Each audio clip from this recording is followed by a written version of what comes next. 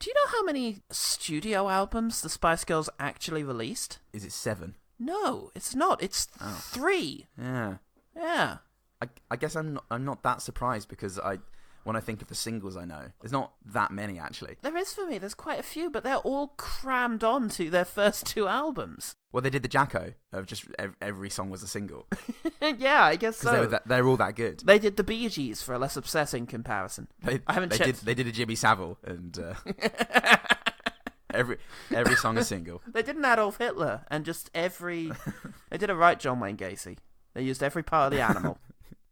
Also, not for nothing, but this is the album cover for the Japanese album cover for their debut album. I've just sent it via WhatsApp. Is it Arnold Schwarzenegger's face? It's not. Okay, there's that picture of Min Sik Choi.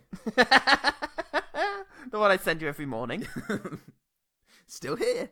Yeah. You see that? That's pretty good. It looks like a fucking Perfect Circle album cover. I'm enjoying that, mate. What's in that? What's this gonna be? I mean, that definitely looks like alternative rock or like goth. That looks like early noughties alt rock. Yeah. It looks like a Filter album cover or something.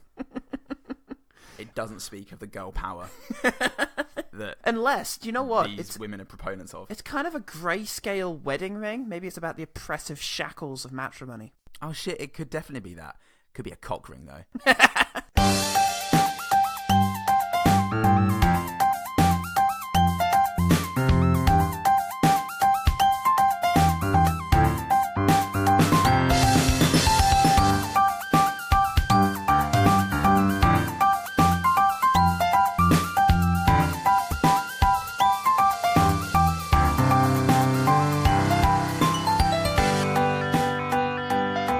Welcome to One Good Thing, the podcast that's quite literally bringing you everything.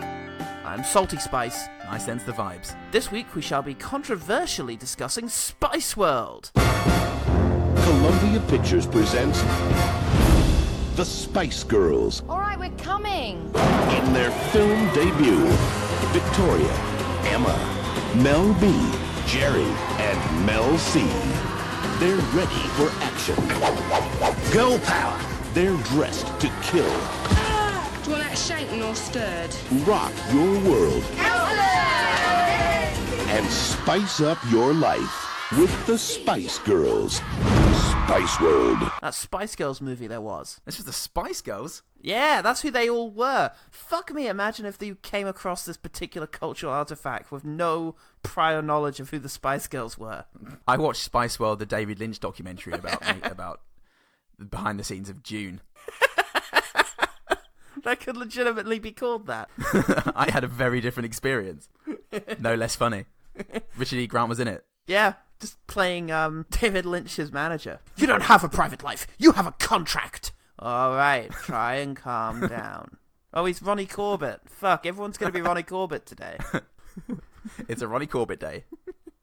Says Paul Salt. Aim for fucking Bream. And you'll get David Lynch. That's the only way I can do it now. Shoot for the Bream. Shoot for the Bream. Because even if you fail, you hit a Lynch. I'll wear the little Gucci dress. Look at all of you in the audience. You disgust me. That's not the scene we had in mind, David. I love each and every one of you. Please share in my nightmares. You're so good for me. Now, this film was not directed by David Lynch, but instead by Bob Spears, who previously brought you the second season of Fawlty Towers.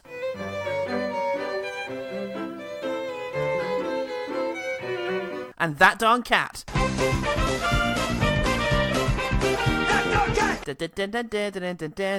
Remember those? That Darn Cat. It's the second time I've mentioned That Darn Cat in 5 episodes. I know. Horrific oversight on our part. You absolute monster. You disgust me, sir. As entertainment, it's insulting. Oh, fuck me. The film was written by Seeing Double screenwriter Kim Fuller, who also wrote all 3 of the S Club TV projects. So she really was the auteur behind those characters. Fantastic. You feel her stamp on it. Yeah. On the face of this film. Yeah, here she's written a fucking fever dream. Speaking of which, Mad Dog, Roger Ebert of the Chicago Sun-Times, in comparing the film scathingly to the Beatles' A Hard Day's Night, says the huge difference, of course, is that the Beatles were talented, while, let's face it, the Spice Girls could be duplicated by any 5 women under the age of 30 standing in line at Dunkin' Donuts. Fuck me. Wow, okay. You are a mad dog. You're a mangy rabid dog, Roger. You're a crazy son of a bitch. I love you. The Beatles film played off the personalities of the Beatles. The Spice Girls have no personalities. Their bodies are carriers for inane chatter. Aww. The Beatles film had such great music that every song in it is beloved all over the world. The Spice Girls music is so bad that even Spice World avoids using any more of it than is absolutely necessary. I love that idea of just, okay, scientifically, how much can we include before people just will not fucking take it? Even people who have paid to see a Spice Girls movie. How much before they're just not going to put up with any more of this? Even Spice Girls fans have a limit. And that limit is yes. That's why all of their gigs were 3 songs, and then everyone called it a night. Spice Girls, I love this. This is the best. Oh, I love this track. I love this track too. Oh, I don't know how I'm feeling about this one. I love it, but it's feeling a bit weird now. Oh, it's over, thank God. It's getting a bit much. Now. The film is, however, enjoyed by regular folk, and it's something of a cult classic.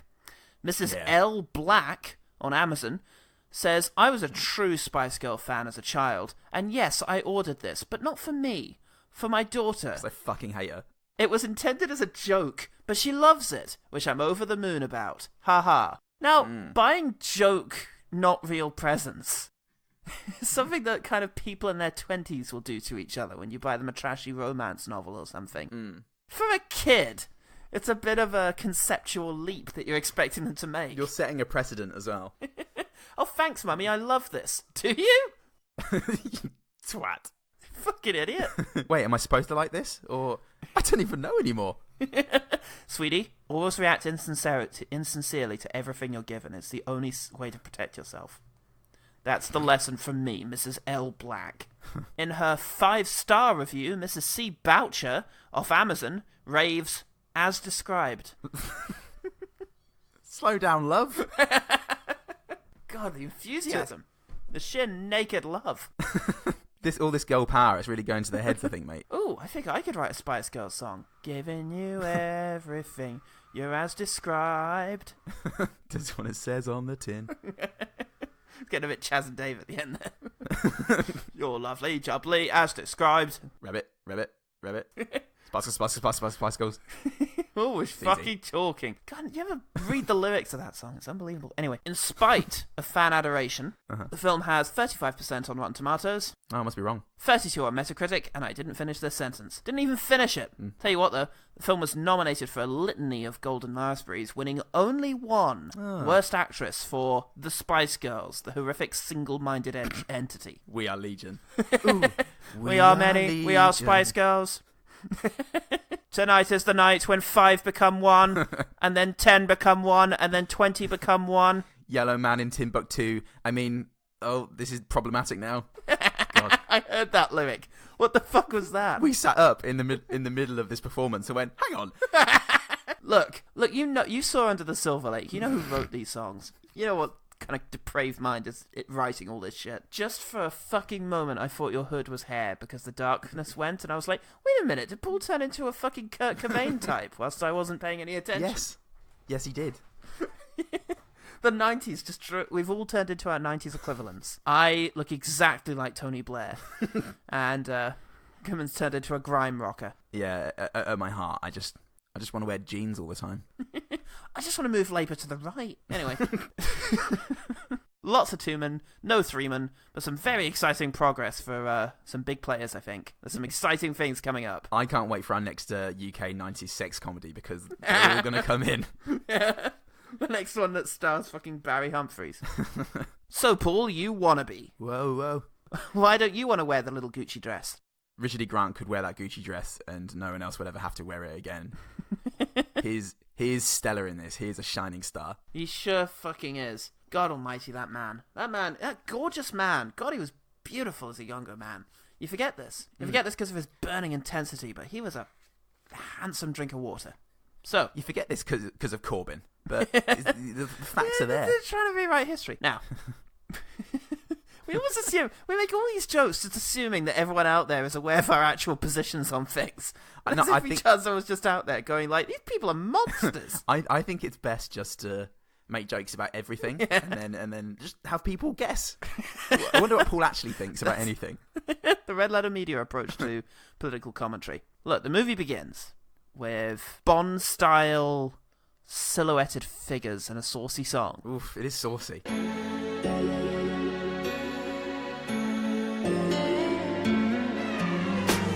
We get the credit based on an idea by the Spice Girls and Kim Fuller. They got the idea. They got it 80% of the way.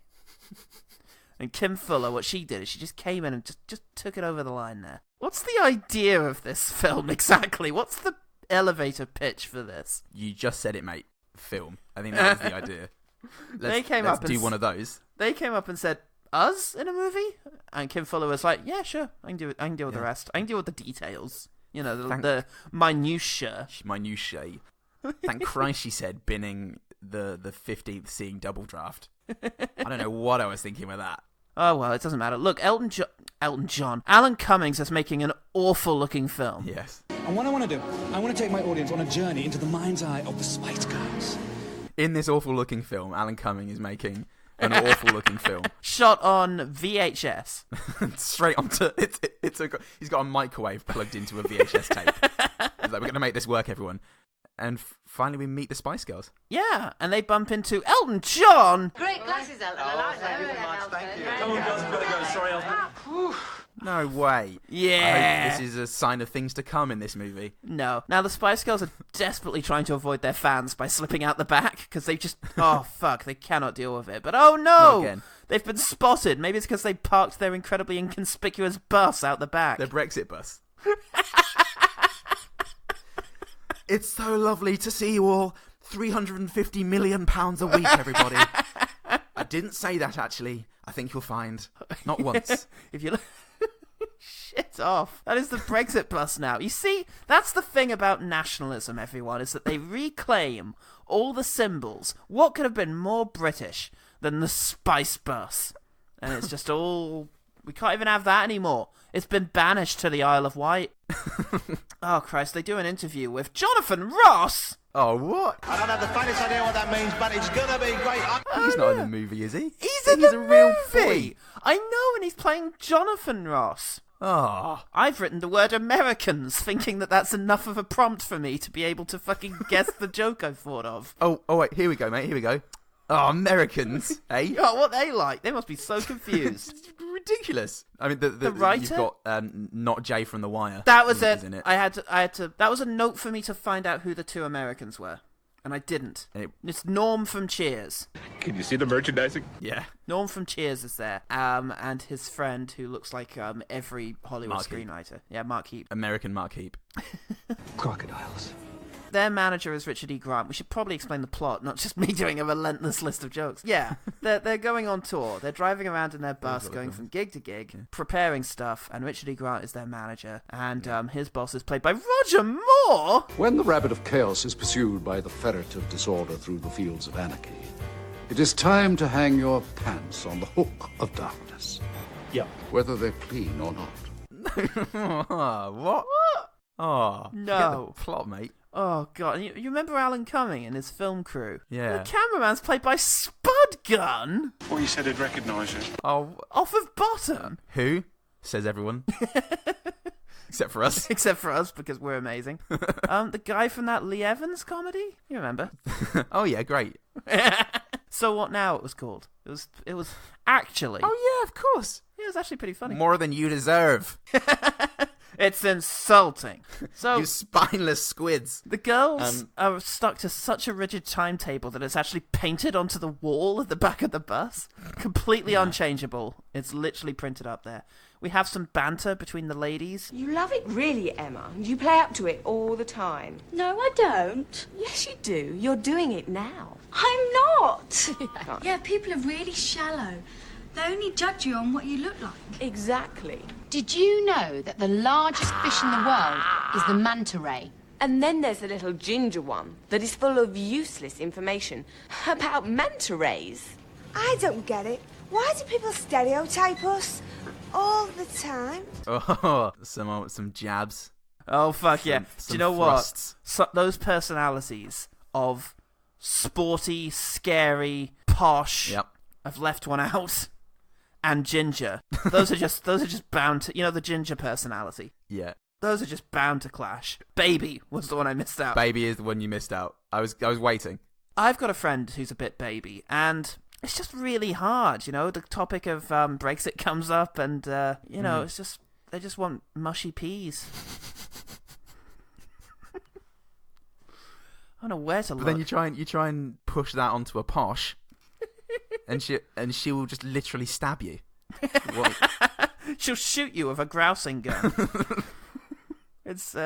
She'll hunt you across a field whilst covered in blood, because that's what our aristocracy is like. What's yours like? They go to a recording studio to practice a song, which is being hosted by Jules Holland. Okay, let's do it once again, please. Fuck off. I know, that's the whole BBC late night lineup now. What? They've got them all on board. Did the Spice Girls ever play Jules Holland, Paul? Probably. I mean, what was Jules Holland back in the mid-90s? Nothing. Fucking nothing. Nothing without a baby. They cruelly mock a guy for getting a single note wrong. Hold on, what's going on? Sorry. What are you doing? Sorry, my fault. Sort your fingers out, Div. What have you done? Left your boxing gloves on? Throughout the entire thing, Mel B is dressed as an astronaut. Why? I did, what came out of my mouth in that scene was, what is she wearing? And then Nell went, who? And I went, that's a good point. I don't know anymore. But, I think most of them are on point for their usual costumes. Baby's dressed exactly like a baby in a pink cocktail dress. Posh is dressed like a posh lady who's been to Aldi. Blood-soaked jodhpurs. But Scary's wearing it. Is it about the sort of fear of technology in the future? Space dementia. It's existentially threatening. Scary Spice is taking her brief to dress frighteningly way too seriously. She's planning a costume that represents postnatal depression, and it's just not on. We can't have her wearing that at Wembley. Costume by David Lynch. It's more than you deserve. That's getting pretty fucking good, man. If I do it every minute in this episode, it's bound to get better. Oh, fuck me. Anyway, not everyone's on side with the Spice Girls, though, because that's what we've demonstrated so far as the overwhelming support that they have. Barry Humphries! Spice Girls split up. Think how many copies of the paper will sell with a headline like that? Oh. Transphobic former Australian love heart Barry Humphries, fantastic. He's here playing a Rupert Murdoch type with his PA, Jason Fleming. You told us to write that story, Kevin. I when I saw Jason Fleming, I went, oh, brilliant. He's a two-man. He was in X vs. Sever. Of course, I mistook him for Ray Park. They are similar kind of concepts, but Jason Fleming is good, is the thing. This must have been like the year after Lock, Stock, right? Must have been. Fantastic. Whoever directed this, his name isn't printed in front of me, whoever that fucking maverick was, must have been watching Lock, Stock and was like, oh, Vinnie Jones? No, we can't get him. I'll get the other one then. Get any of the others then. Who gives a fuck? Hugh Laurie? Hello, ladies and gentlemen. 4 horrible murders perpetrated by the same ruthless psychopaths. He shows up in like a dream, like a wonderful dream. It's not even needed in the film. They're not even asleep, but they think about what would happen were Baby Spice to be involved in a highly contrived Poirot-style situation with Hugh Laurie in Poirot's role. Well, the thing is Baby's got such a strong baby personality. She's got a babanality. The personality of a baby. They're exploring, the problems with pigeonholing and stereotyping people and conforming to expectations. And Hugh Laurie's in it. Exploring his ability to do a French accent. He's sharing that with everyone. Well, it's time for a photography session, and Dominic West from The fucking Wire? Hold it there. Now give it to me. Sexy, come on, energy. Smashing. Was it out at this stage? No, but presumably fucking Simon West saw this. There's my McNulty. What the fuck did I do? Oh, brilliant. He says that in this film. Not Rupert Murdoch hires the Crystal Maze to, it's Richard O'Brien! You again? Behind the bike sheds with Eileen Winters when you were 12? to... Oh, I thought Richard Ayoade. It has to be hosted by a Richard. That's the only rule of the Crystal Maze, and whoever figures that out will win the ultimate Crystal Maze and will be allowed to leave. You become the Crystal Maze. You become the Crystal Maze, and now, in Soviet Russia, Maze escapes you! So, he plays a sort of evil, unscrupulous paparazzi who's going to create mild scandals around the Spice Girls. Yeah. In order to ruin them. Ginger Spice went, ooh, as paper spins to the front of the screen. Says Ginger Spice. Ginger, yeah. Sorry, the word ginger suddenly sounded wrong, so I made fun of myself for saying it. Ginger, what a spaz. Wait, am I marginalising someone here? I can't tell anymore. Probably. Speaking of being marginalised, Sporty's not allowed to say what teams she supports, and so very broadly speaks about football. Yeah, well, I should be at the footy now, and if I'm not there and they lose... If they lose, when I get back to them, I'll be upset about the victory they didn't get. Starts using, like, gender-neutral pronouns for a football team. Go team! I support football. Come on, you team! Look, she's allowed to use her accent, though. So, you know... That's her, basically. That's all she's got. Yeah. It was nice of them to let her have that, because they took it off Cheryl Cole.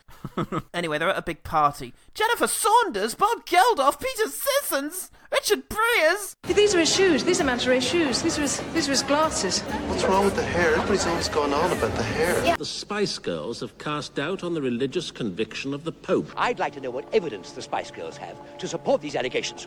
Oh! You're right, mate. Paul, do you want to take a minute? I pulled my cameo muscle. You should have had that taken out when you were young, mate. I don't want to like drag the mood down, but you need to get that looked at, actually. Shit. God. Take a break. It comes right out of my face as well. This might explain a lot, actually. Go and join the NHS queue, and we'll come back and we'll reconvene once you've got that whole area scooped out. I can't even remember. Richard Bryce is playing like a bishop, because the unscrupulous reporter manages to report one of them says it's the Pope Catholic, and they make it a whole like thing. Yeah. And so it becomes a hilarious gag. It does, doesn't it? It does, actually. I can't remember if it's directly to sort of quell the fire, but they then go to Italy to record a thing, right? To perform a thing. Is that in front of the Pope to make him happy again? That's what the Pope demands. Mel B dresses up like an astronaut again, because why the fuck not? And they all perform a Gary Glitter song.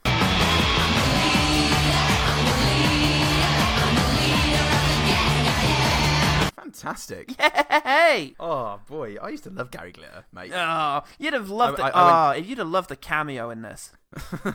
Oh, yes, at this stage, the dancers in Milan all turn around, exposing their arse. Probably the first time I ever saw an arse, thinking about it. I never looked at my own, you see. And it's when you realised that you had one as well. Oh, Christ. No! Just tearing at myself in the cinema seat.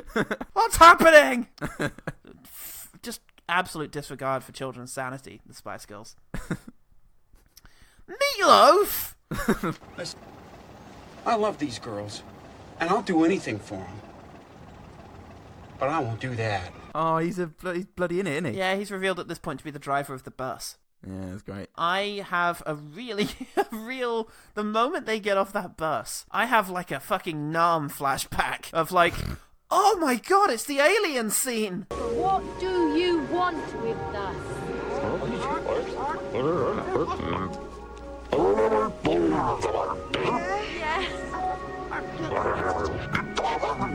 Like, I honestly probably hadn't thought about that in a good 2 decades. Oh, that took me a minute. I forgot about that completely. What fucking scene that was. What the fuck was that? That was like a traumatic childhood incident coming back to me. This is Lynch, right? David Lynch did direct this. Look, it's not that weird. Anyway, an alien tries to squeeze Mel B's tits, and everybody gets back on the bus, and it seems fine. Kids. Yeah. Michael Barrymore! Take that sweet out of your mouth! I'm trying to develop an Arsenal bullets fight! Fire! Right now, That's all I've got. That's all I've got for this movie. They go to dance camp, and there's an effeminate Michael Barrymore waiting to teach them how to dance. But they're not going to dance like that. They're going to dance like, well, they're going to do this motion anyway. That's kind of like a dance. Lots of very good dance in this movie, isn't there, Paul? Oh, I love it, Paul. The height of dance, I think, is mid-90s pop like music video choreography. It's only now that I appreciate why Steps was marketed as such. It's just like, hey, we're like the Spice Girls, but we can dance. Like we can actually dance. We can dance, guys. I feel like that was kind of a big deal. It doesn't seem like anyone else did, but it felt like we had the choreographer in the ears of the Spice Girls in every gig, just going, "Okay, you didn't know freestyle. Just do your own thing. Everybody freestyle immediately." Oh, the Army March song that they start singing is the first bit that actually makes me cringe. We're the Spice Girls, yes indeed. Just girl power is all we need. We know how we got this far. Strength and courage in a wonder bra. Oh, really? You went that long? Yeah, I know. Throughout all of the sort of awkward dialogue, I was able to distract myself with note-taking of all staring the at your fucking mother. Cameos and staring at my mum as she melted into the sand, as she turned into a pillar of salt. Yeah, that was the first bit that really made me just go, ugh. I think I did it as a child as well, so it was a real nostalgia cringe.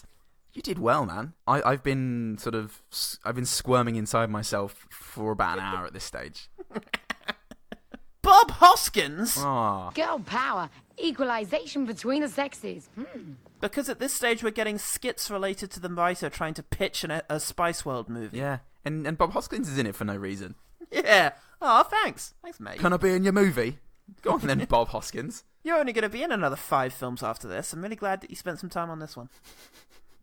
They pick up some young fans, and they get to have a crazy 90s time. Whoa, a PlayStation that's not plugged into anything. Wow!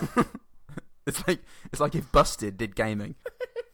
What fun! They go to a body of water, and there's a cameo from the Docklands Light Railway. Wow! Didn't even know they were about back then. That's amazing. You see where their influences came from. Yeah, for anyone who's not aware of London as such, Docklands Light Railway is a post-punk band that really got the sort of prog into the punk. You think that wouldn't go well, like 12 minutes improvisations of a guy just screaming and shitting himself, but it was masterful. They all fall in the river, and then the Spice Girls save a couple of girls. Well, anyway, the Spice Girls at this stage have an argument with Richard E. Grant, and they all go off their own ways, I think. Baby Spice just throws some chips on the ground. On the ground! Ugh! She doesn't even care. They all go their separate ways, and they have a flashback. Bill Patterson! So there we go, girls. That's 6 coffees, £1.50. Yeah, these cameos don't exactly escalate. They ran out of quite, of the big name ones. And then they got the guy who would then go on to be Colin Uranus. As it shall always be called. The anus film. Yeah, they have a flashback to the pub that they did completely fail to save. That they didn't use any of their influence or money to try and preserve. Bill Patterson is seen hanging in the distance if you look carefully. They have a sort of, I don't know, thought process that stars Stephen Fry. Aww. You are sentenced to 20 years of having to appear on cheesy chat shows in Taiwan, talking about how you used to be famous. Just fuck off at this stage. Just get the fuck away from me at this stage. This is awful. This is like zombies of former loved ones coming back to get you. Oh, a nice bar scene. This'll be nice. Elvis Costello! So what can I get you? Gin and tonic, please. You made that a double. Yes. Oh, mate. You know what we didn't notice? We didn't mention? What? The pregnancy subplot. Oh, their friend's pregnant, and then she has birth. They give birth. They take their heavily pregnant friend to the Ministry of Sound. Which back in those days was in Westminster. Which back in those days was in King's College Hospital. She has about 2-3 minutes, not consecutive, mind, but in the film of going, oh, I'm pregnant, oh, I love the Spice Girls, oh, I wish they'd not hang around with Alan coming. But don't worry, at the Ministry of Sound, she can stand on a balcony and watch them have fun. I love being pregnant with the Spice Girls. I will do it again, actually. I would do it again. Well, Roger Moore basically has been telling Richard E. Grant to keep pushing the Spice Girls. He has many prophecies, and they need to keep working and keep working. And the Spice Girls go, no, we're going to actually spend some time helping our friend give birth. And in that Spice way that we do. And then we don't even care about missing the show. But they don't miss the show, and then the film ends. Yeah, that's pretty much it. There's a long scene of them racing towards Albert Hall, whilst the screenwriter sort of very metally describes what's going on. Yeah, they really forgot to space that meta stuff out in the film, didn't they? It's bottom heavy, but I like it that way. And yes, they eventually come in. And I cannot lie. They run up the steps. I like stuff metatextual, and I cannot lie. So they run up the steps, and the Rocky theme plays, and it occurs to me this is probably the first time I've ever heard it. So that and men's butts was my main takeaway from this as a child. And when you finally saw Rocky with your mum, you looked up at her in wonder, and as she saw you about to pronounce the sp in spice, she just shook her head and went, "It's not that way around, Paul." Did I think Sylvester Stallone's 1970s bittersweet masterpiece was referencing Spice World? Yes, I did. Yes, I did. I was Paul Salt, the author of Cobra. So they get to the gig and they perform and everything's fine. Of course it was. It never wasn't. Yeah. There's nothing ever not fine about it. There was no conflict. It was fine. And everybody... Oh, that ticking clock, though, Paul, of having to play a gig that they've always played. Everything's fine. Barry Humphries slips into cultural irrelevance and everyone celebrates the end. So that was Spice World. Yeah. World of Spice. World of the David Lynch, Barry Humphries docudrama. What did you make of it? Pretty cringy, pretty boring, Paul. Oh, I would say cringy but not boring is my takeaway. I cringy but still found it relatively entertaining. I think was how I came away from it. To be fair, it was full of our plot retelling of this guy, this person. Yeah, it was that, and there were loads of moments where I turned flabbergasted to Nell and went, "Oh my god, it's this person! They're doing this thing!" but they managed to have moments of just pure grey boredom. In between. Okay. It was like a tent that was held up in 78 different places, but just sagged in between every single point. Oh my god, this thing! Oh, I'm not paying attention to this scene anymore. Oh no, it's this person! I'm literally dead inside. I think it's a film that knew its weaknesses, and those weaknesses were the Spice Girls. They can sing and they can dance. Yeah. Well, they can perform Spice Girl songs. Well, we can give them that. Some of them can sing, and some of them can do backing vocals. And they can all just about shuffle. We're getting, let's say, mixed results with the acting and the comedy. So, let's surround these fucking girls with every crazy idea we've got. And I actually imagine this is kind of like Jurassic Park, where you hear that there's only actually 6 minutes of dinosaurs in the entire film. Yeah. If you actually added up the time in this movie not committed to the mostly male supporting cast, girl power, or to them performing their songs, I'm guessing you'd have a pretty lean biscuit of a montage. It would be a biscuit you could eat on a diet. It would be a wafer biscuit. It would be like those chocolate digestive wafer biscuits they're selling now. It would be... I hate that. Yeah, you need to eat 2 of them, really, so what's the fucking point? What are you trying to do, McVitties? You need to eat at least 2 to feel the same guilt that you would with a regular digestive. Yeah, I mean, there is no film, and it's not well written. And it's it's interestingly written. It's not boringly written for me. It's like, I mean, it barely feels written. It feels, I don't know, improvised. Yeah, well, I mean, what is the thrust of this movie? Is there one at all? No. It's just the Spice Girls fucking around. Yeah, that's definitely it. And there's something a little bit punk rock about that. The best I ever heard punk rock defined was on actually Charlie Brooker's Games Wipe, where some Scottish guy was defining it in the context of like early computer programming, and he said that what punk rock was all about was what, you can't play a guitar? Fuck it, pick one up anyway. This feels very much like the movie of fuck it, pick it up anyway. Can't make a film, can't write characters, can't tell a story. Fuck it, do it anyway. This is the movie that, like, if you're... The Spice Girls were always defined as, like, what if your mates were in a band, right? That's kind of the nature of them. They were not polished, was the appeal. And so, it's like the movie that your mates who are in a band would make. And there's an appeal to that. And I think that, actually, that approach to the filmmaking process of, fuck it, let's just put as much as we can in here, really makes it compare favourably to something like Seeing Double. Yeah. Where not only did they only fill their film with S-Club, but they doubled the amount of S-Club that there was. Would the Sex Pistols come on stage and be like, all right, fuck the system, everyone. It's Mick Jagger. Welcome him on stage. Not even Mick Jagger. It's, oh look, it's Ronnie Corbett. We've also got Elton John on to do a number. Yeah, only not do a number, just be bumped into in a hallway. It's very much just sort of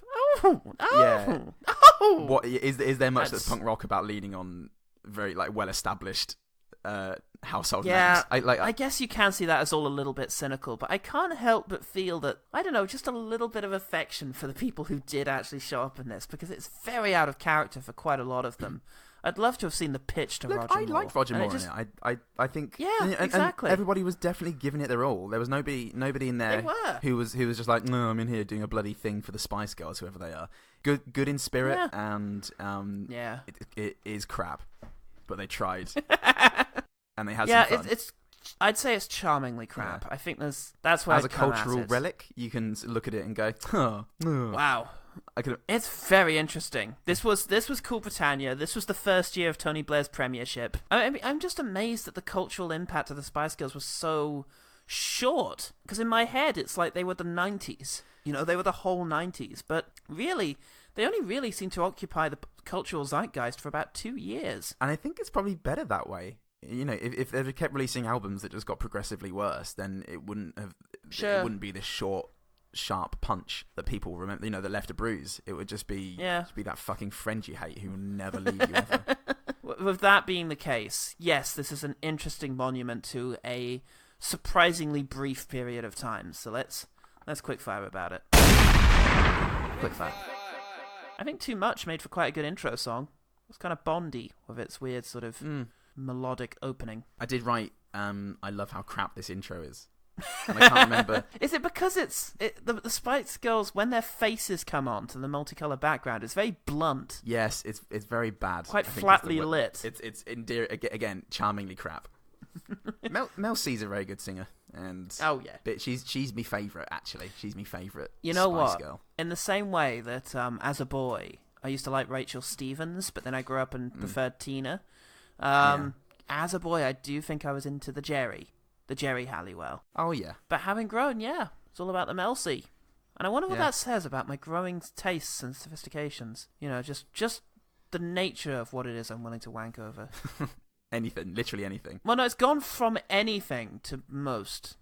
And I think that's real progression. Are there things in my character? Are you seriously telling me that there are things that you wouldn't wank over now? I don't believe you'd ever take a step back and go, not this one. Just looking not this one. I'm not a young man anymore. Looking at a car on fire.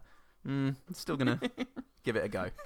I've got the afternoon. I'm just projecting. It's interesting. Listeners at home, what do you think? Right in. 2 little details from the Roger Moore phone call. The first one. First of all, he gets angry at one stage and kind of barks something. No! And I don't think I've ever seen Roger Moore angry, even in any one of his 7 Bond films. I almost said Moore films. His Moore Bond films. They were just Moore films. It was just the daily life of Roger Moore.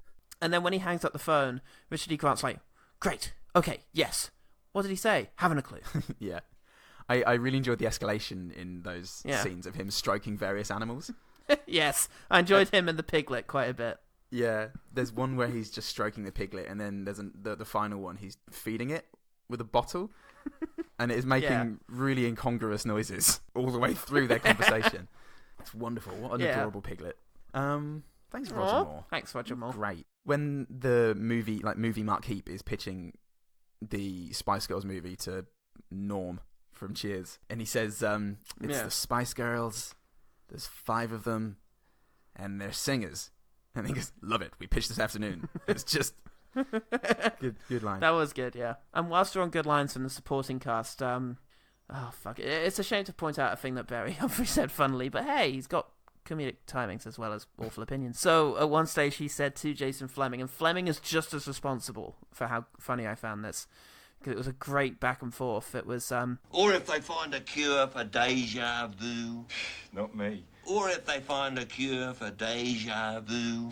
Not me. Yeah, it was made. I liked it. I thought as they were doing it, I went, "Oh no, they're not doing this, are they?" But it was the second, not me, that did it. Yeah, I don't know why that should make such a difference. I think it's just Fleming.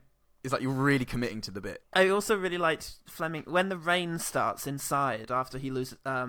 Humphrey's back loses his temper. Jason Fleming has a line and then has to just sort of stand there whilst the rain is sort of dripping down his face.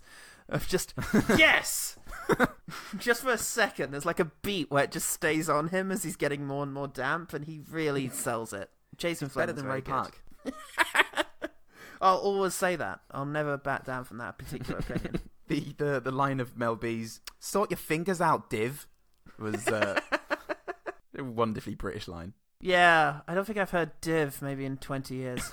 Another Mel B line I quite like was, and again, it's part of a very strange and slightly cringy bit where she's talking about the fish, but at the end of which she just completely fucking trails off. And then you've got this ugly loser one.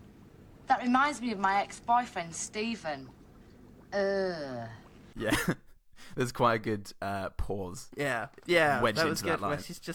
Where she's just lost in thought, and then just sums up her thought process with, ugh. The thing is, right, I've written about 700 good lines down, and there are about 1,400 of them, and there are 700 absolute stinkers and 700 great lines. But there's one with Jules Holland where he's like coaching the band. And they stop, and he goes, That was absolutely perfect without being actually any good. Once again, then.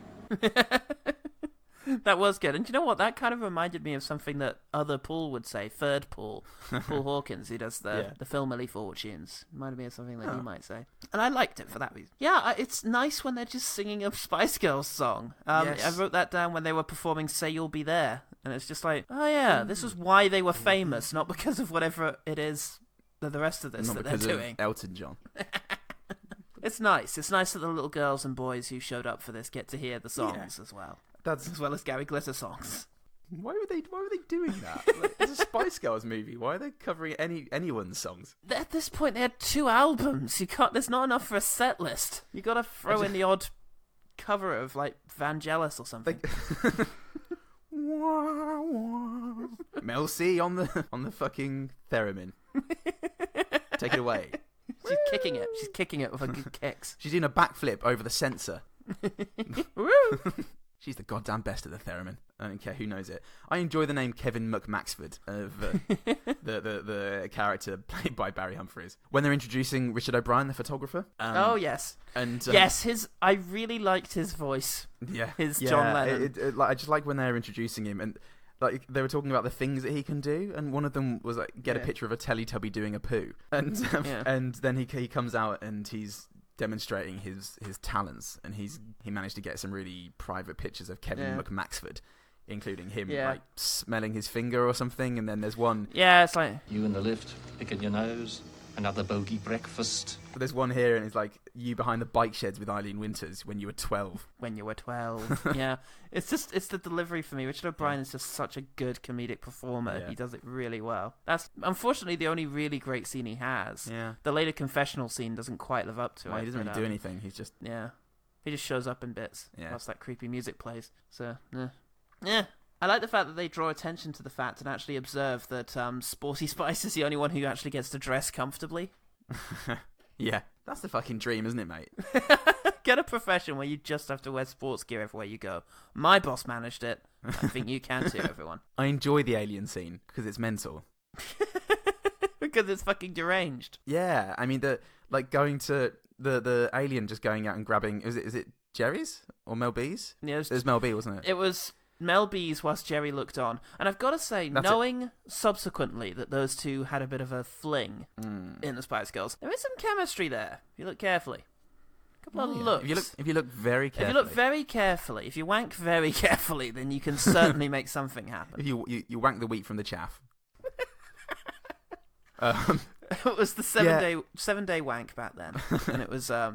4-day wank. Shit, I don't know. Tim Ferriss is very disappointed in your wank week.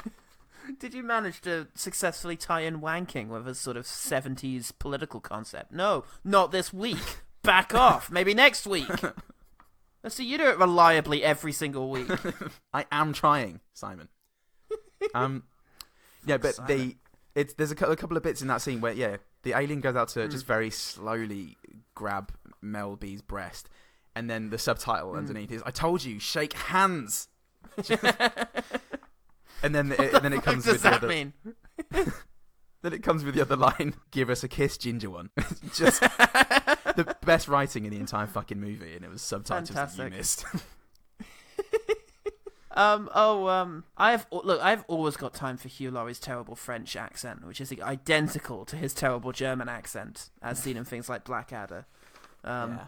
Yeah, I've got a lot of time for that. Oh, Hugh I'll Laurie's write wonderful. it into my week. Such a fucking great comedic performer. Yeah. Made me. I just forgot how great Hugh Laurie was. He's always amazing. Even in the fucking Alliance and Leicester ads, he's just always amazing.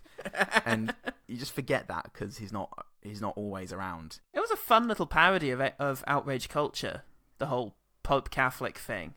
That was quite cute. Yeah, it was a fun parody of the kind of argument that Barry Humphries would later try to use to escape any sort of responsibility for things he says. Can't even put people down publicly anymore without getting a small amount of feedback. Freedom of speech. It's not what that means, ever. It's not what it's ever meant. No, freedom of speech means I'm absolutely free from all consequence of speech. They usually shorten it, but that's the full version.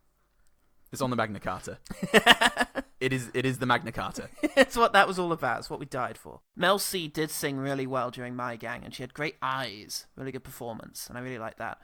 I liked during the alien scene, the sort of alien ship going bwam, and someone just shouting, "Pack it in, Mel!" as if she made that noise. Just amused me. The abruptness of it. The timing was good. Yeah. Mel C's bicep in the Mission Impossible spoof. I mean, there's a lot of Mel B related stuff in here, to be honest, but she had good biceps in that bit. Oh. And also in the bit where they're sort of improvising possible film ideas, the Bob Hoskins cameo. I like his little as he walks away. That was I don't know how that came about. Did she do that in the recording? Did he do it in his thing and she had to dub it? I don't know, but it's lovely. I liked it. Yeah, it's a nice little at the end there.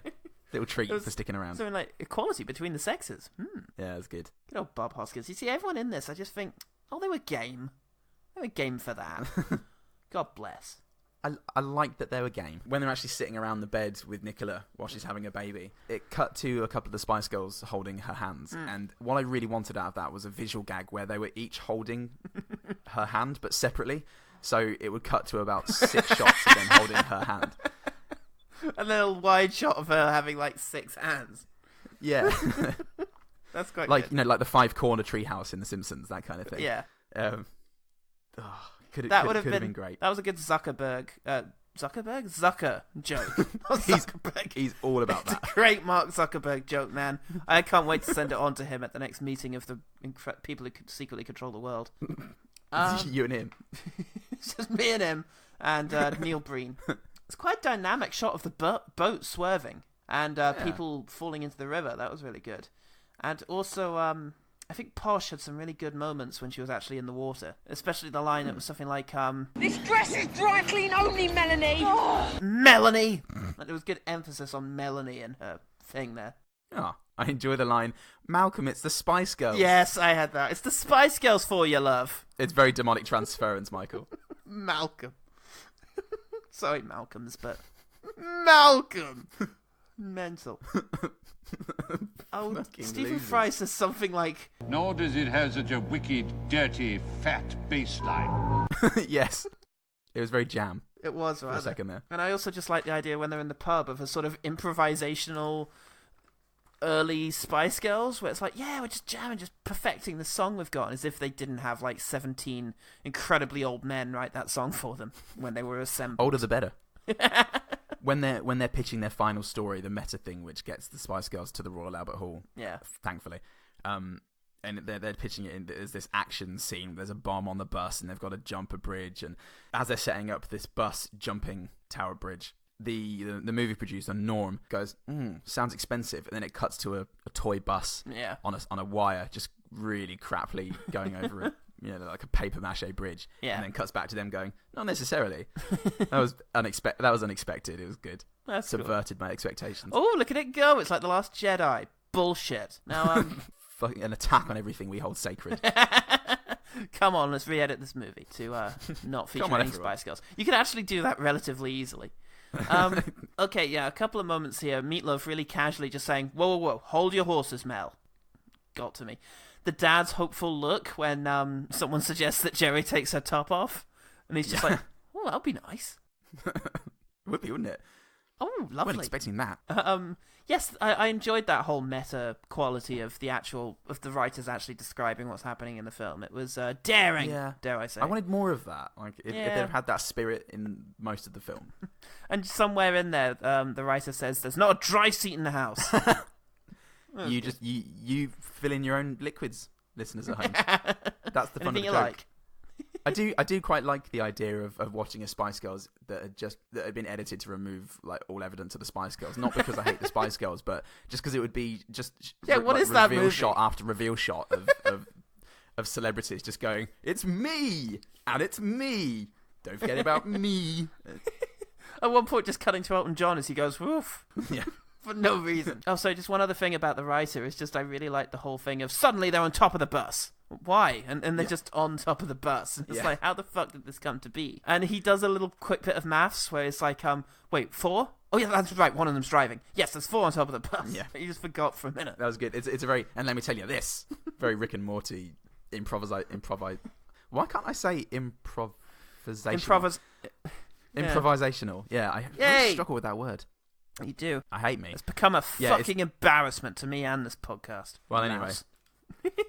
I've learned from your regimen in the early days that eating a big bready, meaty snack before dinner is not good for vocal clarity. So Mel B snacking doggedly on bacon butters before going on stage every single night is a powerfully terrifying idea. You ever say you I'll tell you what Ooh, did a big meaty burp there. What I really want. Let's talk about Richard E. Grant, the man who gave the biggest shit about all of this. The whole chief. They've got fire in their eyes, hunger in their bellies, and great big shoes on their feet. Do you want me to go after the paparazzi, chief? I could start kicking your asses if you like. Put a couple of cats among a few pigeons. Watch the feathers fly. Get some blood on the walls! He came, he saw, he conquered. Let's just go through some of the better moments of Richard E. Grant because I have left them spare here. He looks so tight in that fucking suit early on when he's I know. His green suit with black reflective sunglasses. Unimpressed look. Holy shit, not a dry seat in the house. You made sure of it. I pissed in them all. He is just wonderful. Whether he's doing that or he's this one scene where he's freaking out and he's just this bundle of awkward angular energy and just bending and screaming in this fucking leather suit that he has. It's just what an energy that man has and brings to this film. He does threatening really well. I like him saying to the Italian guy, "Your mother." Yeah. And when he just single-hand chokes the writer for not managing to summon the Spice Girls, it's just really dynamic. Just using one hand to do it. Yeah. Knowing the guy will have the balls to try and get himself out of that situation. And just the starry-eyed wonder of him looking in the direction the writer is pointing in, as if imagining the screen that he's portraying. But also, when the writer that he's had a bit of a love interest thing with suggests that they go have incredibly awkward sex, he says, God, I'm game if you are, and then gives the dirtiest fucking smile you've ever seen on a human being. It was great. Oh my God, it's just foul, isn't it? It's wonderful. I adored that. That was very good. I liked the dynamic between Richard E. Grant and Claire Rushbrook there. Oh, is that who that was? They worked well. She was definitely the straight man of the two. Yeah. But I really like the pair of them together. There's one bit where she says to him, "Come on, Clifford, don't you remember being a kid?" And he just goes, "What?" It's really obnoxious in her face. The moment where he genuinely feels bad about telling them that they haven't got the morning off. He's so earnest. No morning off. I'm sorry. There's too much to get through. Painful how earnest he is and his disappointment there. It's palpable. I love it. It's great. And the film opens, like his first line when he's following the Spice Girls out after that performance, and he's like, you wonderful darlings, and he's like, "Oh, you weren't even there," and he's like, "I sense the vibes, darling. I sense the vibes." It's just from the get go, he just brings this energy to it. It's he is often the driving force. A consummate professional. He is, actually. He actually is. And so are the OGT.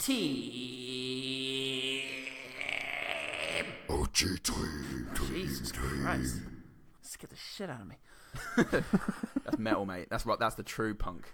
That's the punk legacy right there. It's Heimdall's Dark Victory or whatever it's called. Frofgar's Beery Fart. Which is also a wine that you can pick up. I went to a Viking bar in Melbourne last night, and I'm pretty sure I drank a beer that was called that. Loki's drippings. Loki's crusty beard envy. Katie writes about it. Katie Maiden says, I'm so disappointed in you guys. I thought we were friends. How dare you? And 3 people liked it, including you. So I loved it. I thought it was great. I thought it was what needed to be said. We are scum, but we're doing difficult work here. We're doing the Lord's work. Sure are. Somebody needs to take down Spice World, Big Spice World, at this stage. Thank God. Thank God somebody's sticking up for Barry Humphries. Freedom of speech, Paul. We can stick it through we want. So many people and are. No one's allowed to say anything. That's free speech. You're not allowed to complain about this. Beyond the box set says Victoria Beckham gives a masterful comic performance in this movie, and that is a hill we're willing to die on. Again, she's had some really good lines. She has. I will leave it at that. We have named them. Aussie Nerds said, it's super gay. Ladies, find your one gay friend and just have a blast. Double feature this with Supergirl or Hocus Pocus, then have a drag show. There's a lot in that. There is. In that tweet that I don't know.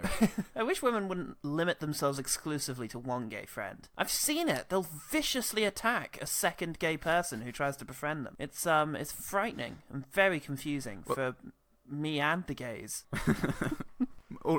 Lots of your friends are the gays. Well, I can see why that would be difficult. I pick up the dregs, you see. But I think statistically there are still more women than there are men, so be able to have their pick. They should be able to, literally hold auditions for the woman they'll be the gay friend for, as opposed to figuratively hold auditions. I mean, technically, every time I meet any human being, I'm figuratively auditioning them. Also, literally. This is confusing terminology. I don't like it anymore at OED. I don't like what you've done with the language lately. Throw it out, punk rock. Yeah, just pick up the guitar. Doesn't matter. Doesn't matter if it's shit. That was punk. You know what I like? Oh, well, seeing double friends. Yeah, so it is very apt that they would contribute to this. Yes. So many things they said. Peak 90s aesthetic. Richard E. Grant gives the performance of his life. Doesn't take itself too seriously, which means the comedy ages all right. Ages all right. It's all right. How's the wine? It's all right. I'll take that. Plus, cutting to the toy bus during the Tower Bridge stunt still makes me giggle. Yeah. It's very funny. Thanks, Sophie. And it's true. It made me giggle. In spite of my own rage. You were giggling angrily. Chris Attaway from Revisited says, TARDIS bus. I agree. Oh, yes, actually, that's one good thing I wanted to mention, is the design of the bus interior is actually pretty fucking good. It's certainly out there. Yeah. It's a very bizarre aesthetic, but I liked it. It reminded me of it was like Mr. Freeze's lair from Batman and Robin. Batman versus Robin. You remember that? That film was effectively Batman versus Robin. It kind of was. For Uma Thurman's vagina. Vagina. Thanks, OG team. Thank you, OG team. Right, one better thing. The one better thing. My one better thing. I thought about... You see, the thing is, these are... The problem with Spice World is that they didn't necessarily very successfully blend the Spice Girls into the non-musical aspects of the film. So I started to think about directors who did manage to get very good dramatic performances out of performers. And I don't think anyone did it quite like Nicholas Roeg, who worked with Mick Jagger in Performance and Art Garfunkel in Bad Timing. And with both of them, they managed to actually use their personas, their musical kind of acts, without them actually performing in the films to emphasize the character. You know, certainly Mick Jagger was this sort of oversexed countercultural icon in Performance, and that's obviously something that comes quite naturally to him. So he really blends the character into the work, and he never did it better than in The Man Who Fell to Earth, starring David Bowie. Cool. And also you've got an alien connection in there, inexplicably. It's about David Bowie plays a guy named Thomas Jerome Newton who falls to Earth looking for a way of getting water back to his planet, where there was this terrifying drought.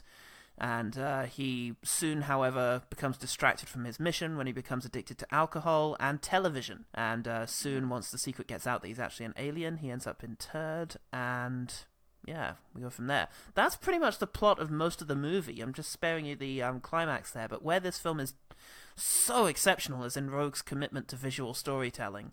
The editing of the film is absolutely extraordinary as we jump ahead vast periods of time in single edits, and you're just left to sort of infer what's happened in the meantime. A very simple story, really beautifully told, and you've got incredible performances from, like, a young Rip Torn. Candy Clark's very good as well, but David Bowie is the lead, and that sort of ephemeral otherworldliness of him, that kind of androgynous strangeness to the man, and the kind of fragility all of the actual David Bowie all comes into play to make this a really exceptional character. He's, as a character, someone who really values and craves privacy and solitude, but seems unhappy in it, and I don't know, just the otherness of David Bowie the man and his extraordinary beauty. He's beautiful in this film. He's got this shock of red hair. He's very lean. He's got this sort of mean. Yeah, lean and mean, and totally off his face on coke as well. It's a fantastic film. Bowie was originally, apparently at some stage, meant to do the music as well, but was too coked up to actually do it. So it was done by John Phillips of the Mamas and the Papas, with contributions by Stomu Yamashita, the conceptual artist. So there's some really interesting soundtrack stuff going on. Beautifully shot, beautifully directed, beautifully acted. It's a really good film. There was a period apparently in David Bowie's life where he would just have cocaine in every corner of the recording studio, so that he wouldn't have to move. So he wouldn't have to remember what corner it was in. Yeah, just go to a corner and you'll get cocaine. You just find a corner and have the coke. It'd be really distressing if that was during his best period. I hate it because Stephen King definitely wrote his best stuff when he was dangerously and problematically drunk. You don't know quite what to say about that. I think I'm it's so just... glad you recovered. But... No, I'm glad you got your life back together and that you're actually, happy now, at last. Having said that, Dr. Sleep wasn't up to much, was it? When was the last time that, you really gave a shit? Oh, it was when I was on drugs, definitely. That's not. That's absolutely not true. It might be true for Stephen King. It's definitely not true for Bowie, who was amazing throughout. Yeah. Beginning to end. Top to turvy. Excuse me. What was it? I said top to turvy. I don't know what it meant. You're spending a lot of time in the corner if you catch my drift. Skip to the corner. The Commitments. Oh, yeah, that'll do. Yeah. Whatever. Who gives a fuck? Who fucking cares right now? Who fucking cares? Fucking pricks. Get them out of it. It's not really going the meta route, but it's a fucking solid musical comedy drama based on the Roddy Doyle novel. It's just full of soul. Really, the music is the key. It is the spine of this lovely film. And it's funny and it's charming and has a plot and a through line. And just really fucking memorable songs. Yeah. Just really wonderful performances that dads can sing at karaoke forever. Good stuff. Yeah, just one. It just comes from that. It's a similar sort of era as far as I can remember as like Brassed Off and the Full Monty and that kind of thing. Like really soulful British, or not British in the case of the Commitments, but from that kind of era and that kind of place and that kind of heart. Just speaks a certain time that where if you just forget all the really bad shit happening politically all the time in England. You gotta do that. It's pretty good nostalgia. Good stuff. And obviously we've eschewed the sort of more obvious comparisons there, as Roger Ebert did. The Hard Day's Night, obviously a sort of better poppy version of what they were going for with Spice World. And this is Spinal Tap. It's the only comedic movie about music and gigging that ever needed to be made. So there is, of course, that. Okay, that was the one better thing. The one better thing. Paul? How can people find out about the one good thing? They can find us on Twitter, Facebook, and Instagram at ogtpod. Keep an eye out on all of these platforms because we put a call out to the OG team most of the time. So we sometimes remember. keep watching those skies. I'm working more than 30 hours a week now, and it's hell. We exist. If you wanna send us an email, you can do so ogtpod@gmail.com. You can find us on the platform that you are currently listening to us on. But if you fancy a change, if you fancy a cheeky change your platform. You can do so and find us on iTunes. Yeah, you can have a platform party. iTunes, Podbean, Stitcher, YouTube. Platforms are your friends. Yes, mind the gap. But the gap in understanding that is required to get our unique brand of comedy, which is what got us a place on the A Lot of Green Network. Fuck yeah. We're proud members of this and featuring other very great Australian podcasts. Just go and find us and them on alotofgreen.com.au. And bye. Oh, sorry about that. Hello and welcome to One Good Thing, the podcast that... Okay. I had the weirdest dream.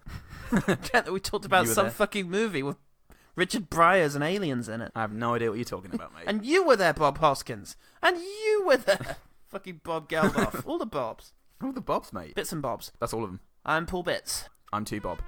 Remember, the one good thing about Spice World is that Richard E. Grant really, really cared about Spice World. I thought you were going to say, is that Richard E. Grant was in it.